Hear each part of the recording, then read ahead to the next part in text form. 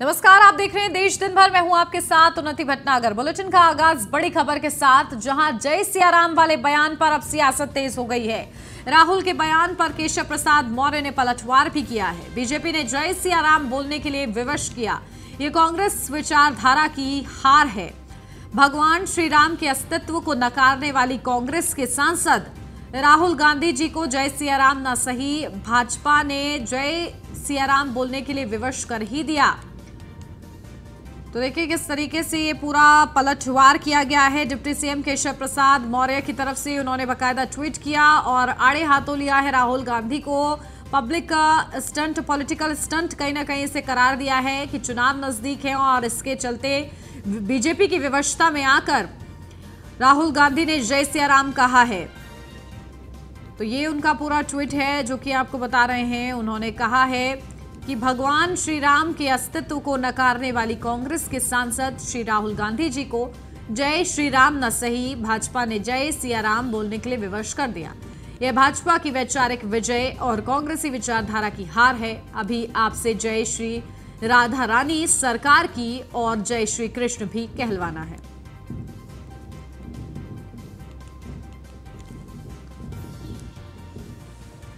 Update ले लेते हैं, हमारे संवाददाता एसके वाजपेयी हमारे साथ जुड़ गए हैं। एसके, देखिए किस तरीके से ये पूरा बयान और इस पूरे बयान ने एक सियासत में कहीं ना कहीं एक नया मोड़ लेकर आई है, जहां डिप्टी सीएम केशव प्रसाद मौर्य ने ट्वीट करते हुए कहा है कि राहुल गांधी ने कहीं ना कहीं विवशता में आकर इस तरीके का बयान दिया है। जय सिया राम उनके मुंह से निकला है, इसे भारतीय जनता पार्टी अपनी जीत करार दे रही है और कांग्रेस की विचारधारा को की हार बता रही है।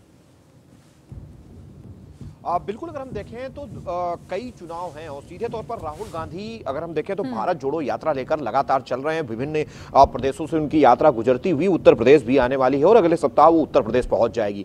कहीं ना कहीं इस दौरान लगातार बयानबाजी, आरोप प्रत्यारोप का दौर लगातार जारी है। उसी दिशा में कुछ ये बयान है, जहां राहुल गांधी ने पहले ये कहा था कि जो नसीहत के तौर पर राहुल गांधी ने कहा था, जिसमें आरएसएस को उन्होंने नसीहत दी थी कि उनको जय सिया राम कहना चाहिए। हालांकि इस पूरे मामले के बाद लगातार इस तरीके के बयान भारतीय जनता पार्टी के वरिष्ठ नेताओं की तरफ से आए। जहां उत्तर प्रदेश की हम बात करें तो डिप्टी सीएम केशव प्रसाद मौर्य ने हमला बोलते हुए ट्वीट किया और सीधे तौर पर कहा कि जिस तरीके से भारतीय जनता पार्टी लगातार कोशिश कर रही थी, कांग्रेस भी जय सिया राम बोले, भले ही जय श्री राम ना सही, लेकिन जय सिया राम बोलने के लिए कांग्रेस को विवश कर दिया। यही एक वजह है कि राहुल गांधी आज जय सिया राम कह रहे हैं और वो दिन दूर नहीं जब जय राधा रानी सरकार और जय श्री कृष्ण भी उनको कहना पड़ेगा, क्योंकि ये भारतीय जनता पार्टी की वैचारिक जीत है और कांग्रेस की वैचारिक तौर पर हार है। सीधे तौर पर इस तरीके के बयान आ रहे हैं। वजह बिल्कुल स्पष्ट है, क्योंकि अगर हम देखें तो दो प्रदेशों में चुनाव हो रहा है, जिसमें गुजरात भी है और गुजरात के अलावा हिमाचल, और साथ ही साथ अगर हम उत्तर प्रदेश की बात करें तो 3 सीटों पर उपचुनाव है। उसके अलावा आने वाले महीने में ही निकाय चुनाव होने हैं, जो कि देश के सबसे बड़े चुनाव होंगे, जो कि 200 से ज्यादा निकाय उत्तर प्रदेश में हैं। तो ऐसी स्थिति में इस तरीके की बयानबाजी लगातार चलती जा रही है। चूंकि यात्रा धीरे धीरे उत्तर प्रदेश पहुंच रही है, मध्य प्रदेश को क्रॉस कर रही है, यही वजह है कि इस तरीके के बयान मध्य प्रदेश के गृह मंत्री की तरफ से काउंटर के तौर पर राहुल गांधी के लिए कहे गए हैं और कुछ इसी तरीके का बयान उत्तर प्रदेश के डिप्टी सीएम केशव प्रसाद मौर्य का भी आया है। और सीधे तौर पर यह बयान कहीं ना कहीं एक पॉलिटिकल मैसेज देने के लिए है कि किस तरीके से भारतीय जनता पार्टी जहां अपने संकल्प पत्र के वायदों में भी ये सारी चीजें जिक्र कर रही थी कि राम का मंदिर निर्माण होगा, जो धार्मिक स्थल है उनका अंतर्राष्ट्रीय पर्यटन नगरी के रूप में विकास होगा, जो धार्मिक स्थल है उन पर विशेष फोकस रहेगा, और कहीं ना कहीं वो चीजें आज बयानबाजी में दिखाई भी दे रही हैं। हालांकि राम मंदिर का निर्माण चल रहा है और भारतीय जनता पार्टी जानती है कि उत्तर प्रदेश में निकाय चुनाव के बाद अगला बड़ा चुनाव 2024 का लोकसभा चुनाव होगा और यही एक वजह है कि डिप्टी सीएम ने इस तरीके का पलटवार राहुल गांधी के बयान पर किया है। क्योंकि राहुल गांधी ने भी सीधे स्पष्ट तौर पर जहां आरएसएस को नसीहत देने की कोशिश अपने बयान में की थी और जय सिया राम कहा था, तो कहीं ना कहीं वो चीजें जरूर उत्तर प्रदेश से काउंटर के तौर पर डिप्टी सीएम केशव प्रसाद मौर्य ने बोली है। अब इनका कितना फायदा भारतीय जनता पार्टी या कांग्रेस को मिलता है ये तो देखने वाला होगा, लेकिन कहीं ना कहीं चुनाव से पहले इस तरीके की बयानबाजी हमने पहले भी देखी है और उसी तरीके की बयानबाजी अब लगातार शुरू है। चूंकि जहां 2 प्रदेश में चुनाव है, वहीं देश के सबसे बड़े सूबे में निकाय चुनाव भी है और 3 उपचुनाव चल भी रहे हैं। तो सीधे तौर पर कांग्रेस अपनी यात्रा को लेकर उत्तर प्रदेश से पहुंचे, उससे पहले एक माहौल बनाने की कोशिश हो, सीधे तौर पर एक धार्मिक नारे से एक पॉलिटिकल मैसेज देने की कोशिश जहां राहुल गांधी ने भी की, वहीं अब उत्तर प्रदेश के डिप्टी सीएम की तरफ से भी एक पलटवार आया है। उस पलटवार को उन्होंने ट्वीट भी किया है और सीधे तौर पर एक जवाब देने की कोशिश कांग्रेस के पूर्व अध्यक्ष राहुल गांधी को। जी बिल्कुल। और देखिए एसके, अगर मैं बीजेपी की बात करूं तो बीजेपी कहीं ना कहीं एक ओपन मन से अपनी संस्कृति को स्वीकारती है, वो सभी धर्मों की रिस्पेक्ट करती है। इस बात का बार बार जिक्र किया जाता है बीजेपी की तरफ से, लेकिन वो कहीं ना कहीं अपनी जो संस्कृति है उसको भी खुले तौर पर सामने रखती है, उसको उसमें संकोच नहीं करती है। इसी चीज के लेकर कहीं ना कहीं लोकप्रियता भी बढ़ती है सीएम योगी आदित्यनाथ की, चाहे हम बात करें या फिर प्रधानमंत्री नरेंद्र मोदी की बात कर ले। तो क्या इसी चीज को भांपते हुए कांग्रेस के नेता राहुल गांधी की तरफ से यह बयान सामने आया?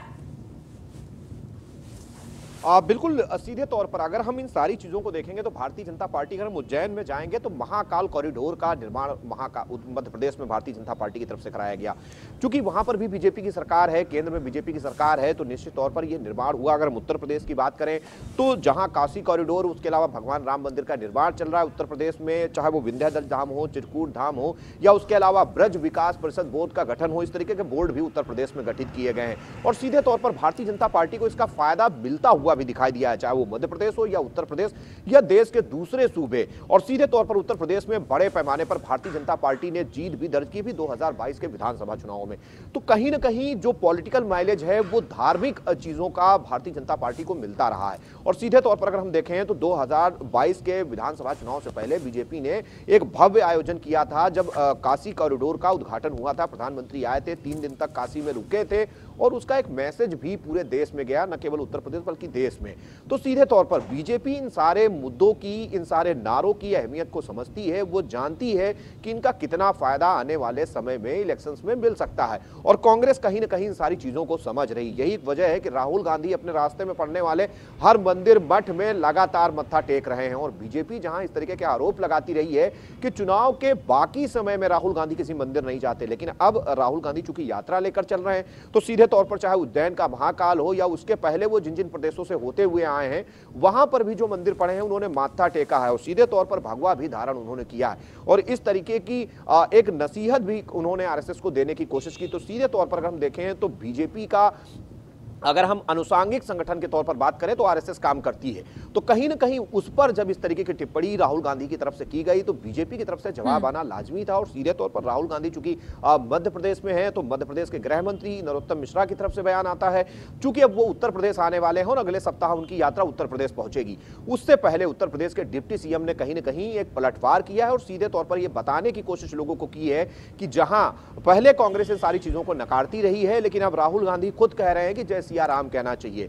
तो उन्होंने कहा कि सीधे तौर पर देखिए ये किस तरीके से, क्या चुनावों के मद्देनजर उन्होंने ये बयान दिया है या फिर क्या इसके पीछे का पूरा माजरा है, कांग्रेस के रिएक्शन आने पर पता चलता रहेगा। बहुत शुक्रिया इसके आपका तमाम जानकारी के लिए।